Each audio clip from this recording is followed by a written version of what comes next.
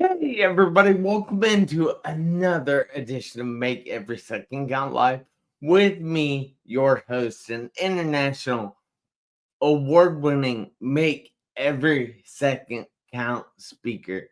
And oh guys, I'm just so pumped up. You don't even understand how pumped up I am, but I am pumped up for each and every one of these episodes. And it's crazy. You would think I'm all like jacked up here, but I really am. Um, hey, so on this show, we talk about what people have gone through because I know that social media has a tendency to paint things in such a light that you only see the good in people's life. But I'm here to show you right now that that's not the truth. That people go through all kinds of things in life and they often get through those things by growing through those things. So I bring on people, normal people that have gone through some extraordinary things and have come out the other side even stronger. So I ask you if you would please share this episode out. Invite as many people as you can to watch it. Don't forget to give us all kinds of thumbs up, hearts, and cry faces, frowning faces. Heck, you can even get mad at us. I don't care. Just help us trick the algorithm on any of the socials that we're on. And then also keep the comments coming. We want to have more of a conversation than just make a presentation. So if you have any questions, don't feel bad about putting them in the comments. And then, with no further ado, I would like to bring to the stage Miss Jean. Hello, Jean. How are you this evening? Greetings. Thank you. I am fabulous. Thank you for having me. That is so good to hear. I'm so happy that you were here with me. Thank you so much for taking the time out of your busy evening to be here with me and my peeps on this show. So, Absolutely. if you would like to go through a short introduction about yourself, tell everybody who you are, where you're from, and what you do. And I'm going to be inviting a few people on my phone. I am paying attention, but I am looking down at the same time. Thank you, Jeff. Thank you. Greetings, everyone. I am Jean Caggiano, and I currently live in Central Florida. Here in Woo! Central Florida, I get the opportunity to work with youth ages 16 through 24 who have dropped out of school and are now returning back to get their high school diploma.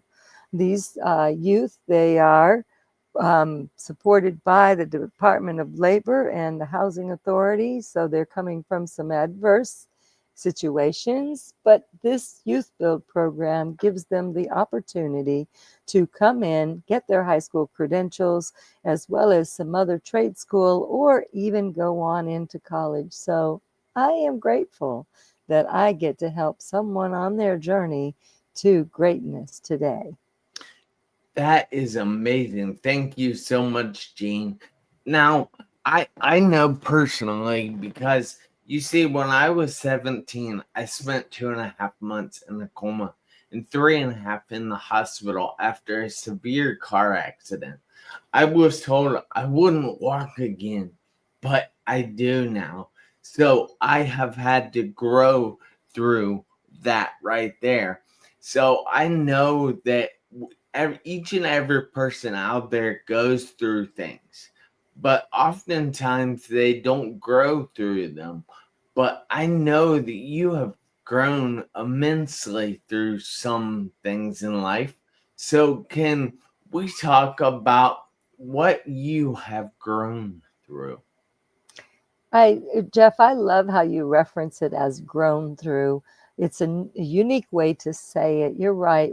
Part of growing is learning. And today I get to be a teacher. I as I identified, I get to work with youth coming that have not had the opportunity to complete school. And why is it that that is the specific target group that I fit? Is I myself had dropped out of school just after seventh grade. I had to go to work and help my mom raising my two little sisters. And back then, it was easy for a young lady to get a job as a waitress and several other quick jobs that you can pick up a little bit of funds here and there to help contribute to the family. Today, our youth, working with a lot of different obstacles. However, some are similar. They drop out of school to help other family members, to support them to pay the bills, or maybe even to take care of the children. That's one of the groups of children, students that I get to work with today. Wow, that is crazy. So I know that you said that you dropped out of middle school. Mhm. What is middle school? First of all, I think that is confusing to people because it's different from when we were in school. At least in Ohio, it is. I don't know about anywhere else. I like how you stated that because you're right. In several different states across the nation, they do have different references. And that was part of the reason I dropped out of school. You see, the first 7 years of education for me was very broken. My parents were in transit working all the time. So it put me as a student and my younger sisters in transit. So many times we would miss school. We'd be moving from one state to another. So sometimes it was difficult to know for sure which grades we actually were part of, because back then they didn't have the computer system where you could just punch in your name and it'd pull all your records. You had to carry all your records with you, and if you didn't have them, they would drop you in school here and there. So realistically, the last semester that I did attend, the majority of the time I was in seventh grade in Kansas City, living in the projects there. And when we left there at the end of that school year, we ended up in Arizona next when it was time to go back to school in the fall. And we were in a motel room. So I only went to 2 weeks of eighth grade there, referring back to what middle school is. Generally, K through 5, K through 6, depending on which state you're in, is what they call primary school. And then your middle school is generally 6th, 7th, 8th grade, where they're looking to mold the students a little bit more to get them ready for the high school level coursework. So that middle school is kind of a place where we're hoping to change them from the little ones from the K through 6 into what they're going to become into the high school, so they can get more mainstream into some of the coursework that they would need if they're going on to trade school or on into high school, college, or even right into the workforce for some of them. See, here in my town, we only have so we have primary, which is 1 through 3. Then we have the intermediate school, which is 4 through 6. Mhm. Then we have the junior high, which is 7th and 8th. And then we have the high school, which is 9th, 10th, 11th, and 12th. Mhm. So it's kind of strange because we don't have a middle school I see. necessarily. And that's just good if we can make things more obvious for people, especially if it's different around the country. Yes, actually, here in Florida, we do still, in this state, they have the primary, middle, and the high school. I worked here at the public school system for more than 12 years in the high school level. However, when I was going to college, I was working in the middle school level with those youth before I got my degree and became a high school teacher. Yes, that's crazy. I'm so glad that how were you able to become a high school teacher Woohoo, when you dropped out? that's quite a good question, because later on in my early 20s I did get my GED so that I could go into the military. So I was in the military for I spent my whole 3-year term. I actually Thank you for your enlisted. service. Thank you. I even enlisted a little bit longer because I was stationed in Berlin, Germany. And when I went in, I was a single mom with 2 kids. And for them to be able to come overseas and join me, I had to extend my stay in Berlin for a total of 3 years. So my service was 3 years and 8 months because I extended it. But when I came back, it took me a little while to really unpack who I was and what I wanted to be after I got out of the military. And I found myself revisiting an early childhood dream of being a teacher back in first grade. And so I started from the bottom. At 40, I decided to go to school. I had a business a cleaning business and a landscaping business that I had been running for about 10 years. And I decided it was time to go back to school at 40. So as a single mom still at 40, I went back to school running my business and doing college to be able to get my a bachelor's in elementary school. But the crazy thing was, it was the time when we needed our high school students were really struggling in reading. So if you came out of college and you had any training in the reading domain, they were pulling those teachers, primary school teachers, up into the high school. So I literally catapulted directly up into the high school to have the opportunity to work with those ninth graders that were coming in anywhere from 2, 3, 4 years behind in their reading. So I was a primary teacher, but really I come up to the high school to help those individuals that struggled in the primary reading foundations, to give them that extra little push so that they could pass those tests that they needed for the state. As we know, in the state guidelines are those tests. And even to get into college, they have their entry level college. So eventually I got the opportunity to work not only in the high school with the students that were struggling, but on the other end of the spectrum, teaching college level classes to some of the high school students that their reading was on the opposite end of the scale. So I really got the opportunity to work with both groups of students, which lends its hand to what I get to do today, working with the Department of Labor Housing Authority under the Youth Build program. That is amazing work that you were doing, because people really need that. I mean, literacy Mm-hmm. is something huge in the Ooh. world, and a lot of people really struggle with that.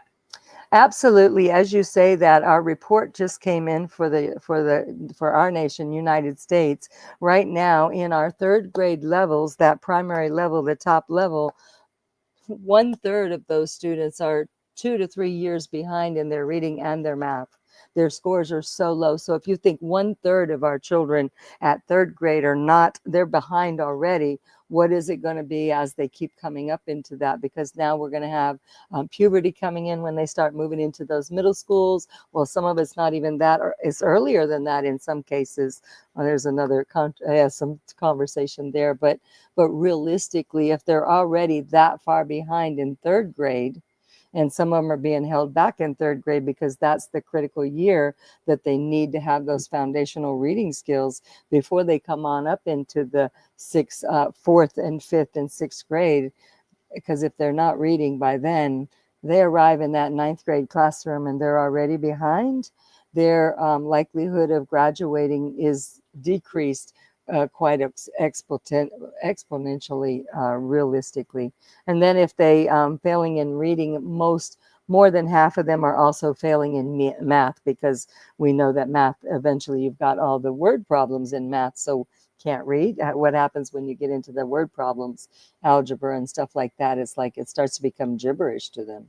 Yeah, wow. It's Uh, crazy. well, first of all, I think math is kind of gibberish, anyways, because all those numbers, they're just numbers on paper. Like they don't I matter. agree. I agree. It's hard enough putting those letters together to make sense. Now we got to throw the numbers in the middle of them all, Yeah. and so yeah, Who it is a came up with challenge. that idea? It is a challenge, but today, as you said, we learn and grow. I'm having the opportunity. I struggled with the algebra in college. And today I'm actually pretty strong in it because I'm having the opportunity to learn it along with my students. So we get on Zoom and we grind our algebra, geometry, and those parts so that when they go for these tests, they're ready to go and they're passing them. They're not coming back and saying, well, I didn't quite get it because I don't understand those letters and numbers put together, right? So Yeah, realistically, it is about learning. The learning for reading is the foundation so they can do the math as well, understanding. that's cool. So I need to say hello to a few people here. We have my dad who is watching from here in Ohio with me. And then we have my first babysitter when I was little named Sherry Vallette who is watching. And then Mhm. we have Robert Brooker who is watching us from Canada. Mhm. He'll say the A like Canada, eh? But Uh-huh. and he says Gene. Yes, Would Jean. you say that the poor reading skills is severely limiting their ability to compromise good puns? To compose good puns. Oh, Absolutely. It's making it so it's limiting their ability to compose good sentence structures. And when we're looking at the syntax, but today with our students, many of them have went to the text type of writing. And so not only is it their literacy skill sets, but let's look at what they're using for their typing skills in the text, because I don't know, give me the well, I was going to say an acronym number there, a letter, but give me some of those. And I'm like, what is that? I have to call my grandchild and say, what does that mean? So it's a whole different language. Absolutely agree that that is true statement, sir. yeah, that's amazing. So, what is it like to achieve a dream from a little girl at the age 40? It's amazing, and it's doable for many, many people if they decide to believe in themselves. One of the titles that I carry is a dream activator. I've learned that the dreams that we have as little young people, little girls, little boys, we play and we become in that creativeness that started way back in our primary grades, and even back when we were in preschool. Those things that we enjoyed doing are a direct relation to who we are and what we love to do. Many times people come along, it could be parents, it could be friends, it could be significant others. They come along and tell us what we want to do.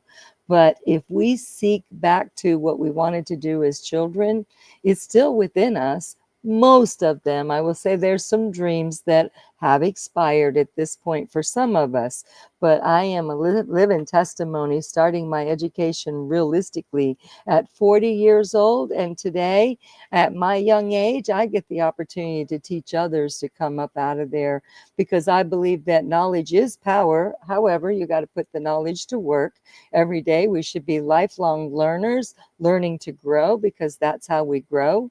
And with that growth, the possibilities are amazing. What a person can do if they believe in themselves, they can become. And that's the breakthrough to any dream that you come up with from your childhood or your young adulthood, because I got a couple that I've been working on from even those stages. You really can do more than one dream. Don't stop with just one. After you get going and you realize that the momentum you get going, you can achieve many dreams, not Yes, just one. it's never too late to start on a dream. Ooh, never, ever. It's never too late to start anything new as well.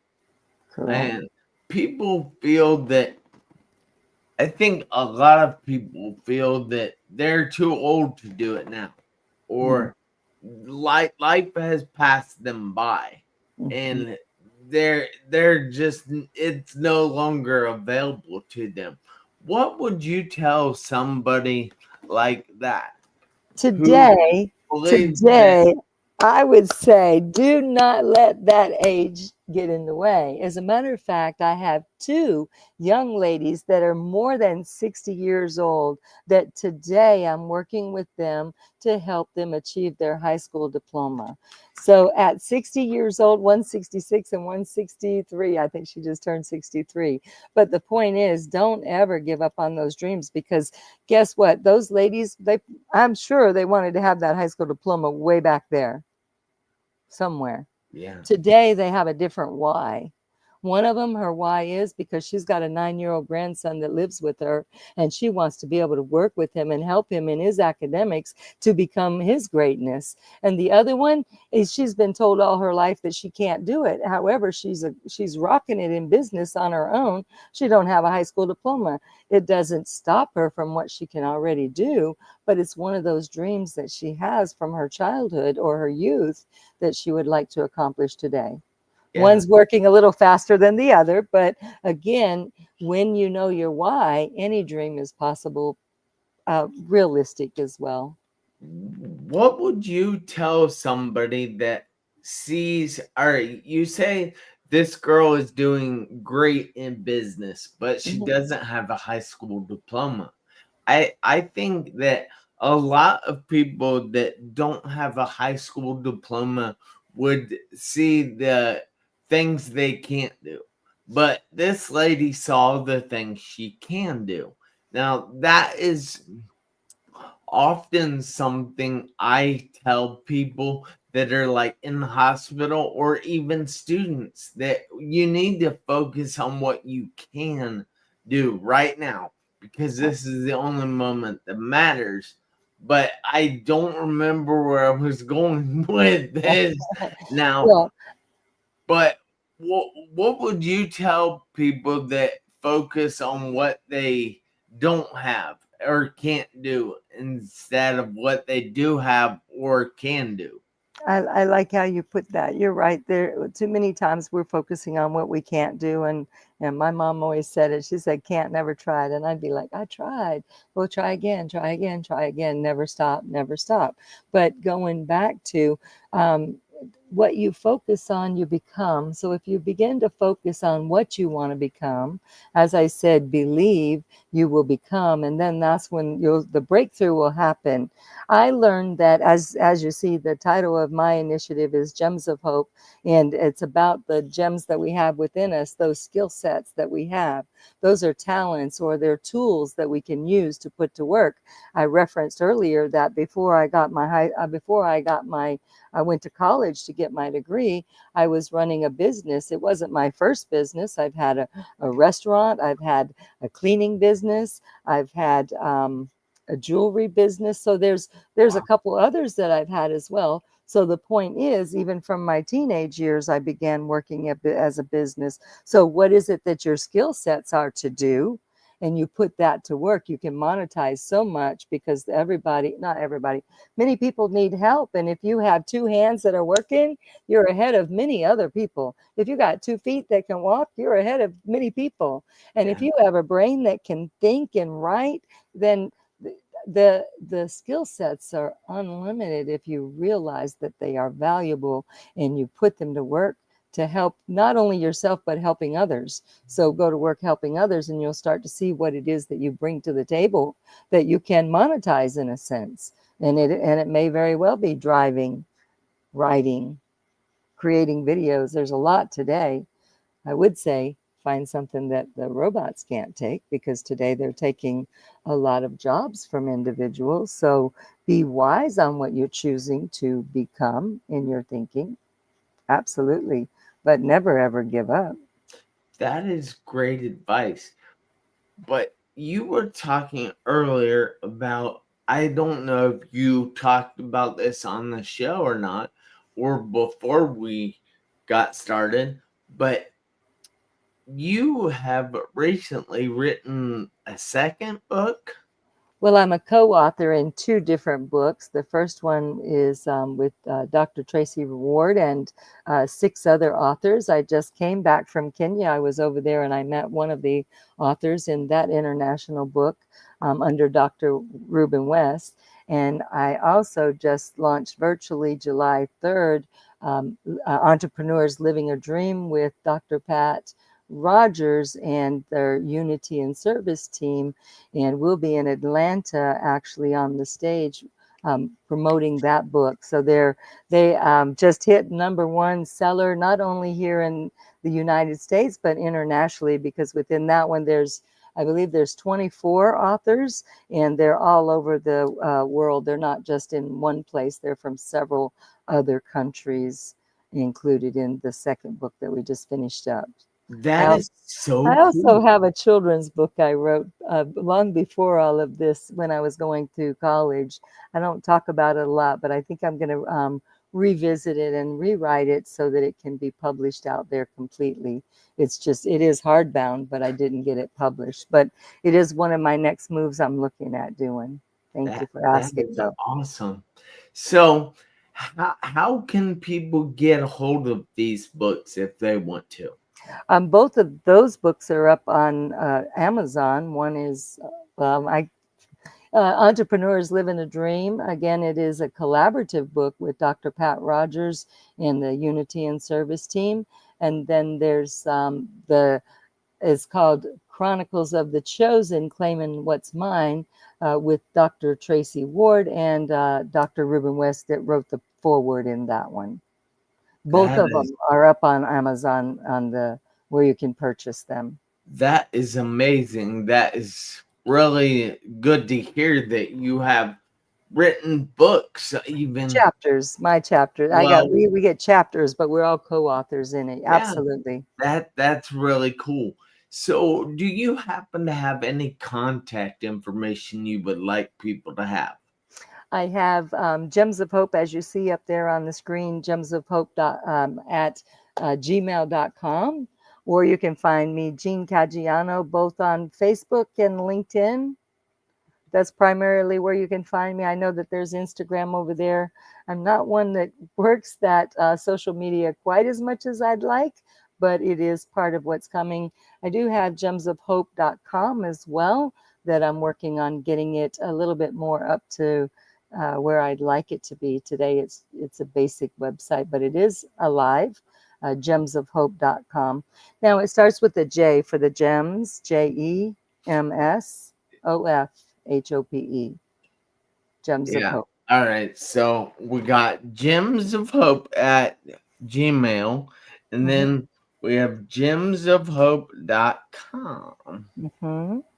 All right. Well, that is awesome. I sincerely want to thank you for taking the time out of your evening to be here with me tonight and talk about growing through these things in life that many people struggle with. Mm-hmm. But is there any final words that you have? I would say dream big and never, ever, ever, ever, ever Hmm, give up on those dreams, because you can believe in you and become, and then your breakthrough to your dreams that you have. Never give up.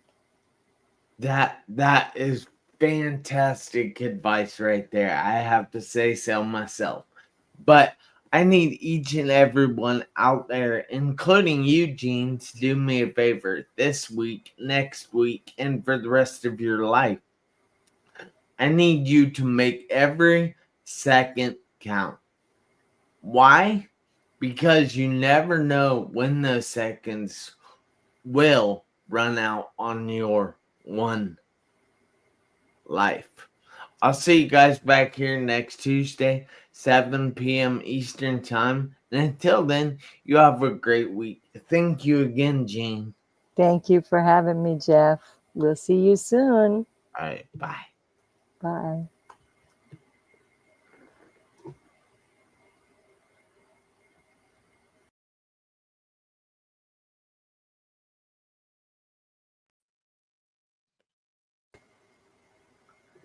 You can actually stay here, Gene.